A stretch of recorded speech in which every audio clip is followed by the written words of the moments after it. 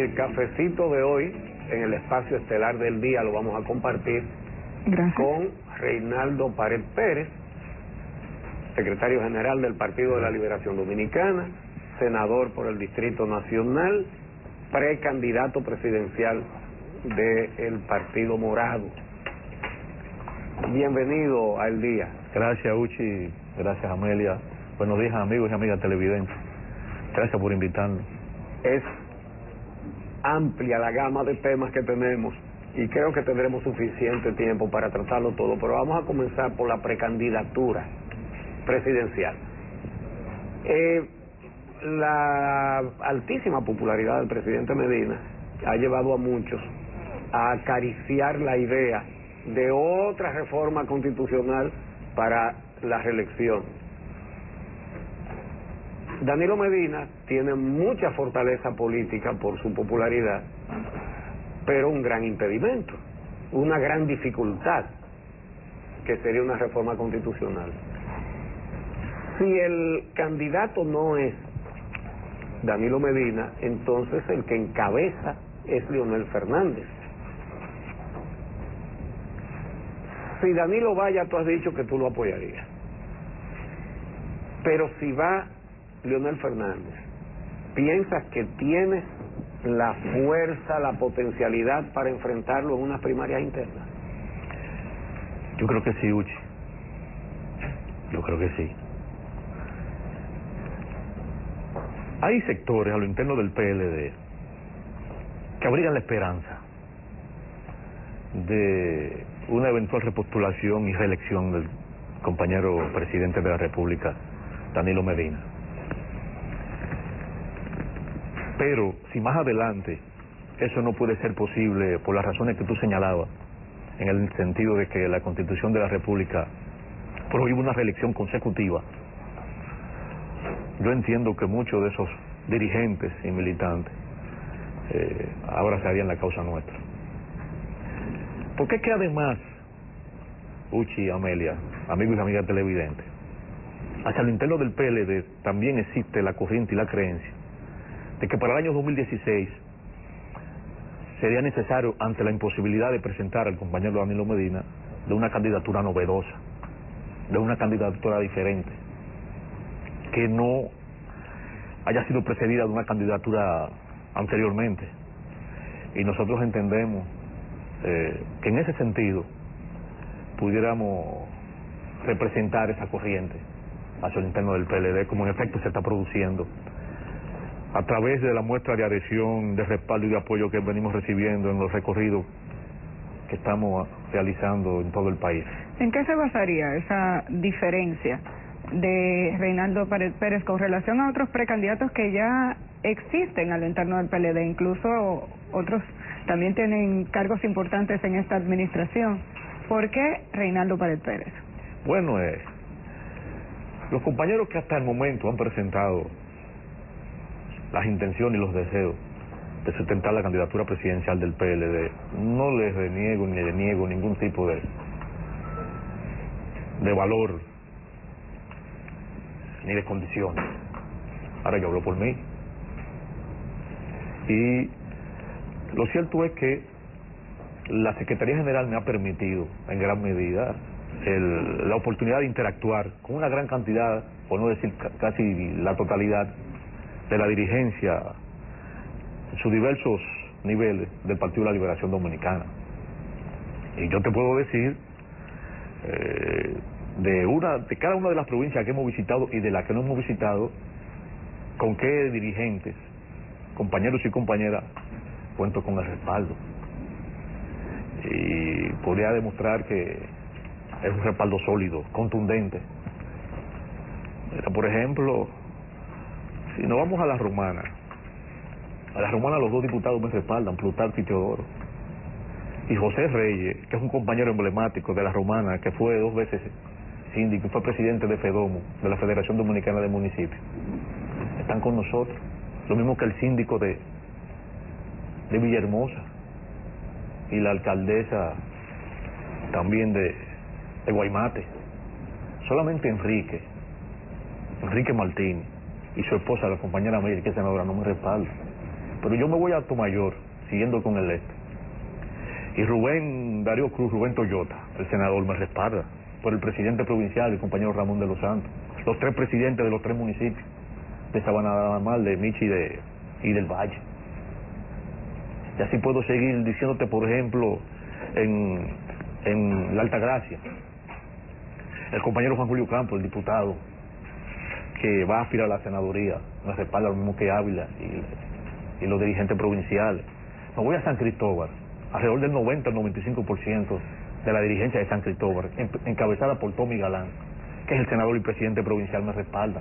Me voy a Peravia y ocurre lo mismo, con Wilton Guerrero y con la gobernadora. Me voy a Asua y también ocurre lo mismo con Rafael Calderón, con Isaías Medina, que es el presidente provincial, y el síndico del municipio cabecera, el compañero Hidalgo. Me voy a Independencia y tengo a Arín, el compañero Juan Orlando Mercedes, que es el senador. Ahora, lo que me preguntaba, y el gobernador. Aparte de ese respaldo de la dirigencia PLDista en esas provincias, ¿qué haría a los votantes, no solo del PLD, sino también los externos, ir a las urnas por Reinaldo Pared Pérez, quien ha sido presidente del Senado por mucho tiempo, quien lo fue hasta hace muy poco? ¿Por qué votarían por usted? Hay una impronta, Amelia. Hay una hoja de vida, tanto hacia lo interno como hacia lo externo del Partido de la Liberación Dominicana. Yo lo he recorrido todo, pero además yo insisto, es un ejercicio transparente de la función pública, que es algo que es bien demandado por importantes sectores del país.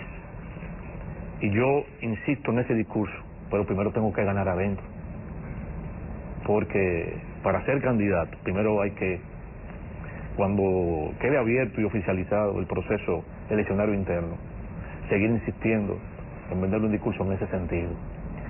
Y yo entiendo que si las cosas siguen como van, nosotros estamos en condiciones de competir con cualquier precandidato hacia el interno del PLD. Si el presidente Danilo Medina decidiera someter ante el Congreso la posibilidad de una modificación a la Constitución, ¿qué haría usted? Él no lo va a hacer. Danilo no va a tomar esa iniciativa. De esto tengan ustedes la completa seguridad. Basta recordar que Danilo tuvo un discurso bien contundente, bien sólido en relación con la reelección presidencial en el proceso interno del año 2007. Y ese discurso no ha variado, del compañero Danilo Medina. Lo que ocurre es que el compañero Danilo es un compañero de mucha experiencia, muy docto en los asuntos políticos, y sabrá cuándo tomar su decisión y anunciarla al país y a la militancia, a la dirigencia del PLD. Pero tiene una decisión que tomar con relación a ese tema. Tiene que anunciar formalmente. Y él, qué sé yo, un par de meses, cuando tuvo el encuentro con los miembros de la prensa, dijo que su oportunidad se iba a referir a ellos. Fue él mismo que lo dijo. Sí, ahora, él no sometería una reforma constitucional, pero ¿y si la somete otro? Y en el Senado y en la Cámara de Diputados se produce un respaldo a esa idea, él de todas maneras, ¿tú piensas que diría que no? ¿O se lo pensaría o diría que sí? ¿Qué tú crees? Eso tendría que ser debatido y conocido por el comité político, porque el comité político, que es la instancia orgánica del PLD, que tiene a su cargo el trazar los lineamientos en cuanto se refiere a la política congresional a nivel de poder legislativo, tendría que tomar una decisión en ese sentido, en esa dirección, porque la única posibilidad de que él pueda presentarse nueva vez es modificando la Constitución. La posibilidad del referéndum no cabe porque la Constitución de la República prevé 3 situaciones en cuanto se refiere a la aplicabilidad y la consulta a través del referéndum, que están previstas en los artículos 203, 210 y 272. Y la única manera sería modificando la Constitución.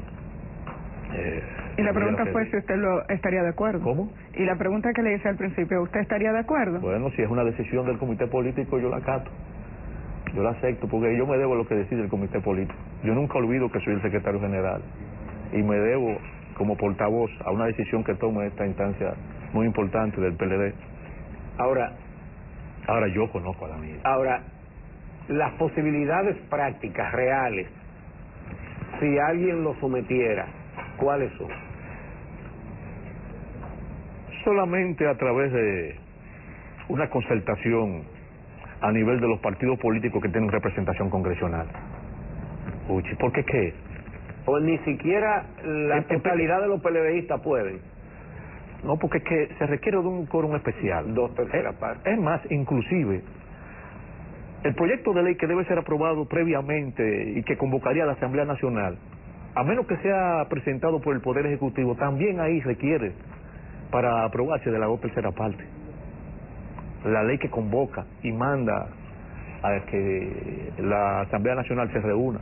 Empezando por ahí ya venía presentando dificultades, y a ello se agrega de que una vez convocada y sesionando la Asamblea Nacional también se requiere de una votación especial. Eso quiere decir, de la 2/3 parte de los presentes. Eso quiere decir que prácticamente seguro que el secretario general se va a enfrentar al presidente del partido en las primarias internas.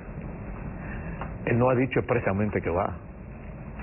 Bueno. Y el domingo, que fue el último día que se pronunció sobre el particular, ha dicho que no ha tomado una decisión. Pero hay unos vientos ahí, de por medio. Cuando los vientos soplan, la marea sube. La marea mía está subiendo. Ah, es la tuya la que está subiendo. Cuando los vientos soplan fuerte, la marea sube. Y la marea nuestra está subiendo. Es así. Esa fue una expresión que usó conmigo en esta semana un compañero que me fue a visitar y me dijo: mire, no se preocupe por los vientos, que además, eso fue el domingo, una reunión, un contacto que tuve recurriendo a la circunscripción número 1 de la provincia de Santo Domingo, mi mismo empresario de la zona que se dedica a la fabricación de muebles del hogar, me dice: preocúpese de los vientos, que si los vientos soplan fuerte, la marea sube y la marea está con usted. Digo, voy a soltar eso entonces. Está muy bien. Bueno. Hablemos de transparencia. Usted dijo que su ejercicio está ahí y que puede hablar de la transparencia de su ejercicio político. En este momento, República Dominicana atraviesa por una situación económica difícil. Otra vez vemos la discusión en el Congreso sobre el tema del presupuesto. Y durante su administración o como presidente del Senado se mantuvo el barrilito. Incluso en estos días rescatábamos una entrevista que le hicimos con relación a ese tema. En este momento la Cámara de Diputados ha tomado una decisión de transferir esos fondos, incluso... El presidente de la Cámara. Bueno, el presidente de la Cámara, es cierto. Anunció la decisión de transferir una parte de los fondos actuales directamente a algunos sectores de salud y probablemente una modificación del presupuesto para asignar el cofrecito a salud pública. ¿Por qué? Aunque la sociedad se expresó en tantas ocasiones en contra de la administración de esos fondos por parte del Senado, ¿por qué durante su presidencia se mantuvo el barrilito del Senado? En primer lugar, Amelia, yo lo que hice fue transparentar el manejo de esos recursos. Cuando nosotros llegamos en agosto del año 2006, hasta ese momento, el uso de esos recursos del Fondo de Gestión Social estaban a discreción del presidente de turno del Senado de la República. Y yo lo que hice fue establecer todo un sistema contable y financiero y administrativo para el seguimiento y fiscalización de esos recursos, como en efecto se estableció. Porque esa decisión no depende del presidente de la Cámara Congresional. Fíjense, depende del Pleno del Senado. Fíjense lo que dice Abel. Denle seguimiento a los pronunciamientos de él. Él ha dicho que va a solicitar al presidente de la República, no sé de qué manera, tanto con lo que anunció ayer como lo que anunció la semana pasada. No hay una decisión tomada en ese sentido, porque es una decisión que depende del Pleno de la Cámara de Diputados. Denle seguimiento. Claro, uno asume, y aquí lo hemos discutido eso, que la decisión la anuncia el presidente de la Cámara, pero no hubo un momento de votación por parte de los demás legisladores. Fíjate lo que ocurre. El presupuesto de cada Cámara es aprobado por el Pleno de la Cámara que corresponda, la Cámara de que se trate. Y cualquier decisión sobre el particular debe ser tomada por la Cámara, en este caso la de Diputados. Pero en algún momento durante su presidencia como senador en el Senado, ¿Se sometió a votación la posibilidad de eliminar esos recursos? No se sometió. ¿Por qué? Porque no era del interés de los integrantes. ¿Hoy cómo va a ser? Sí. Si están recibiendo recursos para hacer campaña. No para hacer campaña, oye. Déjeme decirle lo siguiente. Claro que sí. No sé en la Cámara de Diputados, pero en el caso del Senado, en cada provincia, de manera institucional, existe una oficina senatorial. Esa oficina senatorial, los recursos para su mantenimiento salen de ahí. Pago de alquiler, pago de energía, pago de basura, pago de agua potable, pago de teléfono. Y en ella, en las oficinas, donde tienen sus oficinas abiertas los senadores, se reciben una serie y se trabaja y se oyen a los sectores, a los diferentes sectores de la comunidad, salen de ahí. No es verdad que es para asuntos personales que se usa. Es más, yo invito, Uchi y Amelia, a que se investigue el manejo en el caso del Distrito Nacional. Que yo soy de los que menos le ha dado uso a esos recursos. Pero yo invito para que haga un examen desde el 2006 hasta la fecha. ¿Cómo así? ¿Por qué no le ha dado uso? Porque muchas veces cuando lo creo conveniente, de manera institucional hacemos uso, pero ahí están. Yo pongo a disposición de que se haga un estudio, un análisis o se investigue qué recursos se le ha dado al Distrito Nacional. Hay mucho cuestionamiento y en eso hay que incluir el asunto de las dos exoneraciones. Invito también. Para además comercializar. Invito también en el caso mío. Es decir, fíjate bien, los legisladores legislan para decirnos a todos los ciudadanos Uchi, cuántos impuestos vamos a pagar. Una sola he usado. Está bien, la de mi carro. Sí, pero no te estamos cuestionando personalmente a ti, sino es esa práctica. Los legisladores, reforma fiscal, que total no es reforma, es aumento de impuestos, deciden que la gente va a pagar impuestos por el aceite de cocinar, que la gente va a pagar impuestos por un montón de cosas. Es decir, ustedes los legisladores son los que dicen lo que nosotros los ciudadanos vamos a pagar. Entonces ustedes dicen, ahora yo no pago impuestos, mi carro es sin impuestos. ¿Tú crees que esa práctica es conveniente? Pudiera buscarse una alternativa. Y no solamente no pago impuestos, sino que además vendo la exoneración para que otro tipo se beneficie de eso. Que es ilegal. Que es ilegal la venta. ¿Cuándo vamos a acabar con eso? No, pues yo estoy de acuerdo en que buscamos una metodología o una práctica diferente o alternativa. Pero yo preguntaba, ¿qué dificulta ese tipo de discusión en el Congreso? No dificulta para nada. Nadie lo plantear. Se puede plantear. El mismo, no me recuerdo quién fue, que ha planteado el hecho de que proponer la eliminación de las exoneraciones y buscar un procedimiento alterno que la institución le facilite el vehículo para nada más para el periodo, mientras el periodo, que no sea del Senado. No recuerdo quién fue. Bueno, fue José Rafael Vargas o... Pero hubo alguien que... Parece que algo hay que hacer con eso, porque ese es un tema permanente de crítica justificada. Ahora, Uchi, es importante el hecho de mantener abierta en cada provincia, de manera institucional, una oficina senatorial, que reciban a los sectores y entonces buscamos. Pero que esa es la función del legislador, tiene que oír a sus representados. Pero los gastos de representación para el mantenimiento de esa oficina, entonces debería buscarse una alternativa porque salen de ahí. Vamos a hacer una pausa. Cuando regresemos vamos a lo que se está hablando de una interpelación del procurador. Cuando regresemos, para continuar esta conversación con Reinaldo Pared Pérez, secretario general del PLD, senador del distrito y precandidato presidencial.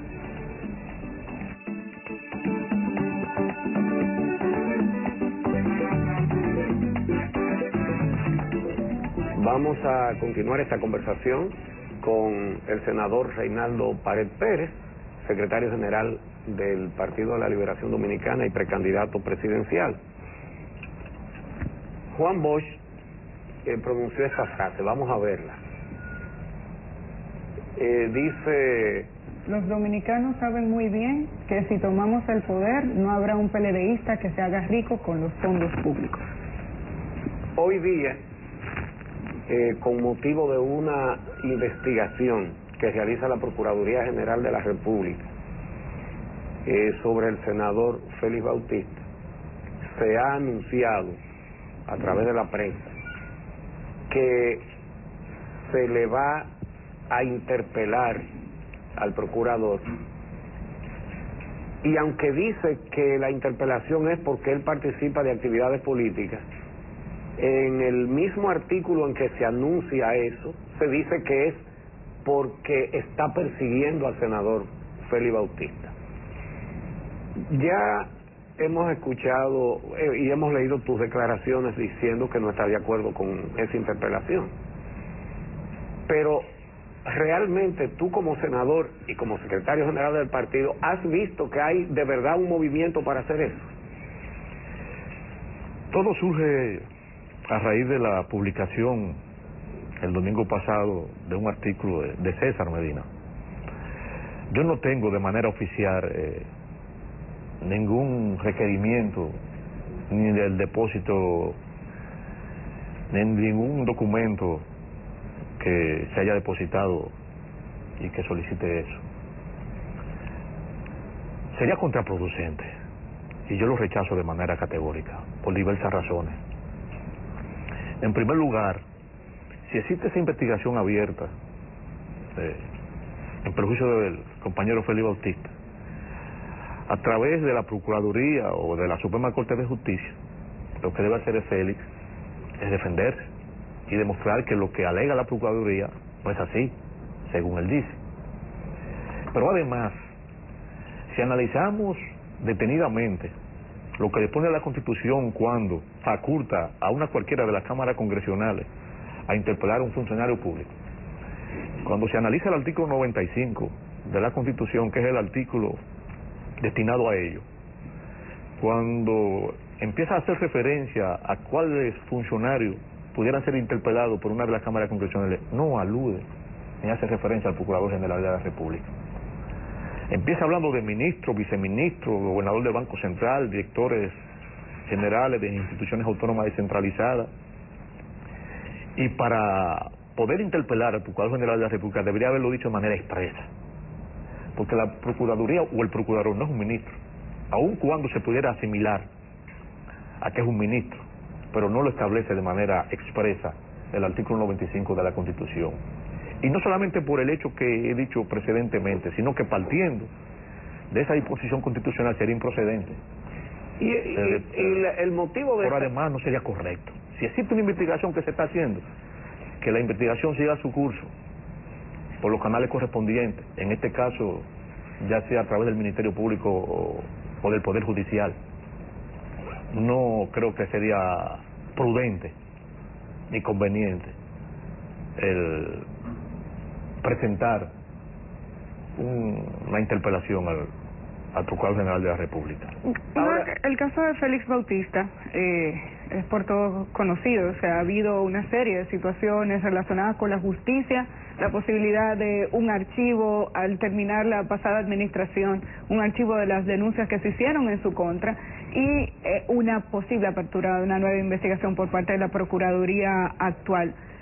Félix Bautista es el secretario de organización de la organización política a la que usted representa. ¿Cuál es su posición con relación a este tema en sentido general? A nivel interno del PLD. La suya, primero.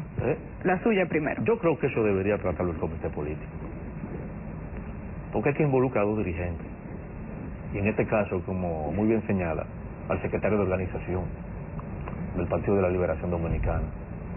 Y alguna posición debe fijar la dirección del PLD sobre este asunto. ¿Sobre qué? ¿Sobre la investigación de la Procuraduría a Félix Bautista? No, si el procurador inició una investigación, que siga su curso. Yo, como dije hace un momento, lo que debe hacer es Félix defenderse. Y si él entiende que es inocente, demostrar su inocencia. Porque hay un proceso abierto en perjuicio de él. Y a él es que más le conviene, a Félix Bautista, que si es como él dice, todo se aclare, todo se transparente. Y yo entiendo que debe ser así. ¿Cómo ha impactado al interno del PLD la cantidad de procesos donde se habla de posibles actos de corrupción cometidos durante la pasada administración por funcionarios públicos que a la vez son miembros importantes de esta organización política? Me refiero, por ejemplo, al caso de Víctor Díaz Rúa, que ha solicitado incluso que se impida que la población pueda hacer denuncia en contra de un funcionario público y tiene un caso abierto en el Tribunal Constitucional, el caso Félix Bautista. ¿Cómo ha impactado eso a lo interno del PLD? Eso no ha sido tratado institucionalmente en el PLD. Y yo creo que debería tratarse. Porque alguna decisión debe tomarse sobre el particular. Pero una decisión del comité político no estaría ejerciendo funciones que son propias del Poder Judicial y no de un partido político. No necesariamente, Uchi, depende de la decisión que se tome. Yo entiendo, para citarte un ejemplo, que si un compañero de esa categoría está involucrado en algún asunto, alguna decisión debe tomar el partido en cuanto se refiere a que sé yo, se tome una decisión, ya sea que cesen en el ejercicio de sus funciones mientras se aclare esto, o lo que sea, por alguna posición debe fijar el PLD. Y yo creo que en eso no hemos actuado correctamente. Una posición en lo que se refiere a asuntos internos del partido referidos a ese dirigente, pero no supongo ninguna decisión. No, de ninguna manera. Que tenga un algún efecto... tipo de influencia, no, de ninguna manera. Algún tipo de incidencia o de influencia en un organismo estatal, de ninguna manera. No, de ninguna manera, no me refiero a ello. ¿Cómo funciona el comité político? ¿Cómo se decide los temas que se van a tratar en las reuniones? Usted es el secretario general. Por lo regular, el presidente del partido y nosotros nos ponemos de acuerdo sobre los temas de agenda. Se le presenta al plenario del comité político y por lo regular esos temas se aceptan y uno que otro compañero pudiera agregar también temas adicionales para ser tratados en esa reunión. ¿Cuándo es la próxima reunión? ¿Tiene fecha? No, todavía no tiene fecha, porque por lo regular el presidente del partido, el compañero Leonel Fernández, se comunica conmigo yo para que fijemos para tal día la reunión, entonces yo procedo a convocar a todos los integrantes del comité político. Ese es el procedimiento que empleamos, tú sabes. Vamos a volver a lo del artículo 95 que tú señalas, que es específico diciendo a cuáles funcionarios pueden interpelar las cámaras congresionales y que entre esos funcionarios no figura el Procurador General de la República. ¿Es esto un olvido o es porque una interpelación en una cámara legislativa al Procurador General sería una actuación del Poder Legislativo con el Poder Judicial, es decir, una interferencia o una influencia o una acción o una injerencia del Poder Legislativo sobre el Poder Judicial? Yo creo que eso se estableció por el constituyente asambleísta de manera expresa y a propósito, porque fíjense, si se analiza el texto del artículo 95 de la Constitución, no se contempla la interpelación de un juez, del Poder Judicial, o de la Junta Central Electoral, o de la Cámara de Cuentas, sino que establece de manera precisa a quienes pudieran interpelar la Cámara de Diputados o el Senado de la República. Y ello es sabio, porque es una manera, como tú muy bien señalas, Uchi, de que no se puede interpretar o pueda dar lugar a una interferencia de un poder sobre el otro. Y por eso se establece de manera específica a quienes pudieran interpelar la Cámara de Diputados o el Senado de la República. Porque te repito, no incluye a los miembros del Poder Judicial ni a los miembros de otros poderes. Diferente a lo que sería un juicio político, que son dos situaciones diferentes, porque he visto también que se han confundido en algunos medios de la interpelación con el juicio político. El juicio político es otra cosa y es muy diferente y establece un procedimiento. ¿Cuál es la diferencia? Porque el juicio político es cuando un funcionario, y ahí sí incluye prácticamente a todos los funcionarios del Estado Dominicano, comete falta grave en el ejercicio de sus funciones, y la Constitución establece un procedimiento según el cual la Cámara de Diputados es que instrumenta el expediente y apodera al Senado de la República. Y ahí es diferente, porque he visto que se ha confundido también lo de la interpelación con lo del juicio político, y son dos situaciones diferentes, dos figuras diferentes. En el momento en el que, a propósito de los casos o posibles casos de corrupción, en el momento en el que Víctor Díaz Rúa fue sometido a la justicia, solicitó ante el Tribunal Constitucional que se modificara o que se declarara inconstitucional un artículo del Código Penal que establece del Código Procesal Penal, donde los ciudadanos tienen la posibilidad incluso de demandar a un exfuncionario público por haber cometido posibles actos de corrupción. En aquel momento usted expresó su opinión sobre el tema, pero quisiéramos saber si ha cambiado de opinión sobre ese asunto. ¿Puede un ciudadano someter a la justicia a un funcionario público bajo esos criterios? Lo puede, el artículo 85 del Código Procesal Penal lo permite. ¿Y usted estaría de acuerdo con eso? Bueno, si lo prevé el Código Procesal Penal, claro que tiene todo el derecho, claro que lo comparte. Él, asumiendo su defensa, sus abogados han planteado ante el Tribunal Constitucional que ese artículo es inconstitucional, y por eso han apoderado el Tribunal Constitucional. ¿Y lo es? Bueno, ellos entienden, sus abogados, que cuando la Constitución de la República, creo que es el artículo 22, trata lo referente a los derechos de ciudadanía, en una de las atribuciones que se le confieren al ciudadano, habla de denuncia, no de querella. Entonces, ese ha sido el argumento que ellos han planteado, de que el artículo 85 habla de querella, pero que la Constitución habla de denuncia. Pero usted trabajó en la reforma constitucional. Sí, yo le pregunto, no, ¿entiende usted que eso es inconstitucional o no? Está apoderado el Tribunal Constitucional, Amelia. O sea, que usted no tiene opinión. No. Como abogado, como legislador que trabajó en la reforma, ¿cuál es su opinión? Yo me limito a lo que establece la Constitución.